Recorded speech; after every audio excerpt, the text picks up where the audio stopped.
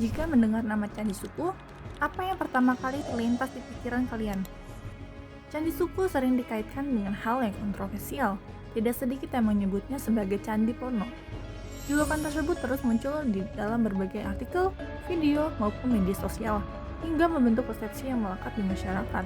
Namun, benarkah cerita itu yang dimiliki oleh Candi Suku? Untuk menemukan jawabannya, mari kita kembali ke masa ketika candi ini pertama kali dibangun. Pada abad ke-15, kerajaan Majapahit berada di penghujung masa kejayaannya. Perubahan politik, sosial, dan kepercayaan mulai terjadi di berbagai wilayah Nusantara. Di tengah kondisi tersebut, lereng Gunung Lawu berkembang menjadi kawasan yang memiliki peran penting dalam kehidupan spiritual masyarakat saat itu. Di tempat inilah kemudian berdiri sebuah bangunan suci yang berbeda dari kebanyakan candi di Jawa. Bangunan tersebut dikenal sebagai Candi Suku. Terletak di lereng barat Gunung Lawu, pada ketinggian di atas 1000 meter di atas permukaan laut, Desa Berjo, Kabupaten Karanganyar, Jawa Tengah, Candi Suku merupakan salah satu peninggalan penting dari masa akhir kerajaan Majapahit. Candi Suku dibangun antara tahun 1437 sampai 1459 Masehi, dibuktikan melalui candra sengkala atau penanda tahun yang ditemukan pada relief dan gapura candi. Salah satu candra sengkala yang terkenal berbunyi Gapura Buto Abangan Wong. Candra sengkala tersebut menunjukkan angka tahun 1359 Saka, yang jika dikonversi menjadi 1437 Masehi. Selain itu terdapat pula beberapa prestasi dan angka tahun lain di kompleks candi yang menunjukkan rentang pembangunan hingga sekitar 1459 Masehi. Berbeda dengan candi Hindu pada umumnya, bentuk candi Suku tampak lebih sederhana, menyerupai punden berundak. Candi itu kan secara fisik dengan adanya lingga yoni, itu kan candi Hindu. Punden berundak-undak tempat yang utamanya paling belakang. Kebanyakan candi Hindu pada umumnya kan tempat utamanya di tengah, dikelilingi candi kecil-kecil berwarna. Tapi di lereng Lawu kebanyakan seperti itu peninggalannya. Keunikan Candi Suku tidak hanya terletak pada bentuk bangunannya. Relief-relief yang terdapat di dalamnya justru menjadi petunjuk penting untuk memahami fungsi sebenarnya dari candi ini. Candi itu kita bisa ketahui satu dari prasasti tadi untuk perfungsiannya, kedua dari latar keagamaan, yang ketiga kita bisa mengetahui si candi itu dari relief atau dari ornamen-ornamen yang ada. Di Sukuh ini kita sudah mengenal dari reliefnya yang ada itu ada 3 cerita. Satu dia cerita Sudamala, ada cerita Garudea, ada cerita Bima Swarga. Apa cerita-cerita itu?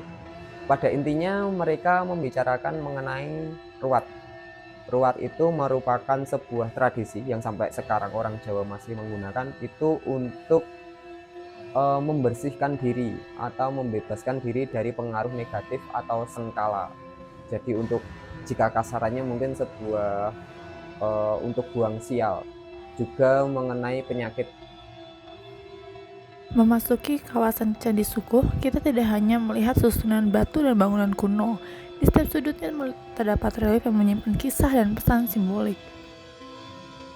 Kisah Sudamala menceritakan tentang Dewi Uma yang dikutuk menjadi raksasa bernama Durga karena kesalahpahamnya dengan Batara Guru. Kutukan tersebut akhirnya dapat dipatahkan oleh Sadewa, salah satu tokoh Pandawa. Setelah dibebaskan dari kutukannya, Durga kembali menjadi Dewi Uma yang cantik dan suci. Kemudian yang kedua ada cerita Garudea, berkisah tentang perjuangan Garuda yang membebaskan ibunya, yaitu Winata, dari yang diperbudak oleh Kadru. Untuk menebus kebebasan sang ibu, Garuda harus memperoleh Tirta Amerta atau air kehidupan para dewa. Dengan keberanian dan pengorbanannya, Garuda berhasil mencapai tujuannya. Yang ketiga ada kisah tentang Bima Suwarga, menceritakan perjalanan Bima ke alam kematian untuk menyelamatkan dan menyucikan arwah orang tuanya. Dalam perjalanannya, Bima menghadapi berbagai rintangan dan makhluk gaib sebelum akhirnya berhasil membawa keselamatan bagi para leluhurnya. Melalui relief-relief inilah kita dapat melihat bagaimana masyarakat Majapahit memaknai kehidupan, perjalanan manusia, serta hubungan antara manusia dengan alam dan kekuatan yang mereka yakini. Jadi dapat 3 cerita yang semuanya berbeda. Satu Sudamala yang dapat membebaskan dari penyakit, kedua Garudea yang dia bisa membebaskan dari perbudakan atau nasib buruk, yang ketiga si Bima Swarga, dia dapat membebaskan jiwa atau roh nenek moyang leluhurnya. Disitulah kemudian Sukuh kemungkinan merupakan candi yang digunakan sebagai malukat atau ruwatan. Setelah melihat berbagai relief dan simbol yang terdapat di Candi Sukuh, muncul satu pertanyaan yang mungkin sudah ada sejak awal. Mengapa Candi Sukuh sering disebut sebagai candi porno? Julukan tersebut muncul karena adanya penggambaran lingga dan yoni ditampilkan secara jelas di kawasan candi. Bagi masyarakat modern, simbol tersebut sering dipahami hanya dari bentuk visualnya, padahal makna yang terkandung di balik simbol tersebut jauh lebih luas daripada sekedar yang terlihat.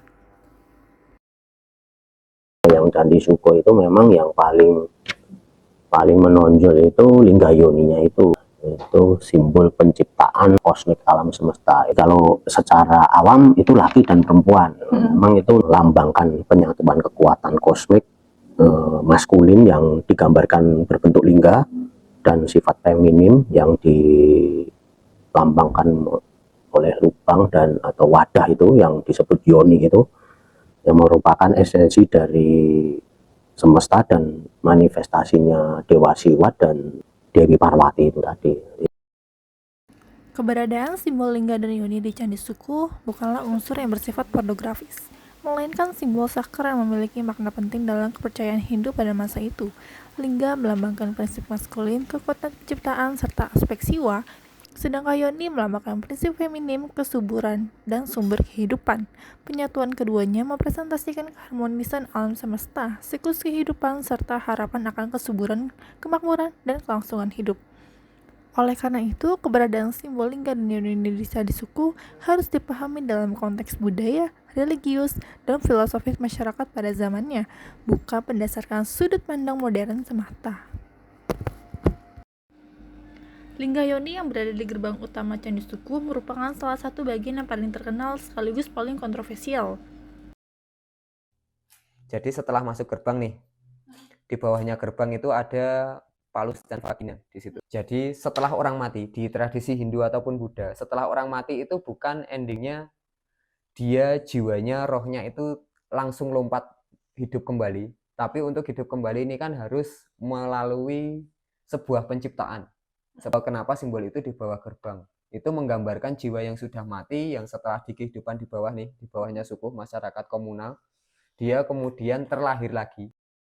Candi itu digambarkan sebagai rahim, di mana jika kita keluar akan menjadi pribadi yang baru. Bagaimana kita bisa menjadi pribadi yang baru jika kita hanya menyembah sebuah batu? Kecuali batu itu dimaknai dengan lain. Ada banyak sekali simbol, termasuk kala atau raksasa yang ada di atas. Terus kemudian relief-relief yang ada di samping. Nah, relief-relief, arca, ornamen yang ada di situ, itulah yang kemudian yang harus direnungi. Itu kenapa jika orang berada di candi, itu melakukan pradaksina atau parswaya. Keliling, muter. Nah, ketika di candi, seperti Borobudur atau Prambanan itu juga seperti itu. Mereka akan muter, tapi bukan hanya jalan kaki. Bukan hanya berjalan muter 3 kali atau 4 kali. Berbeda. Mereka akan melihat relief atau melihat gambar ornamen yang ada di situ. Di relief ataupun gambar itulah yang memiliki pesan moral. Bagaimana kita harus menjalani hidup di dunia ini, atau bagaimana kita harus menjalani kehidupan. Pada masa pembangunan Candi Sukuh, lingga yoni justru merupakan simbol yang paling tepat untuk menggambarkan kekuatan ilahi yang menciptakan kehidupan. Yang kita anggap vulgar saat ini belum tentu dipandang demikian oleh masyarakat pada saat itu. Pada akhirnya Candi Sukuh bukan hanya tentang kontroversi yang selama ini sering diperbincangkan. Di balik setiap relief, arca, dan susunan batunya tersimpan cerita tentang kehidupan, kepercayaan, dan cara masyarakat masa lalu memaknai dunia.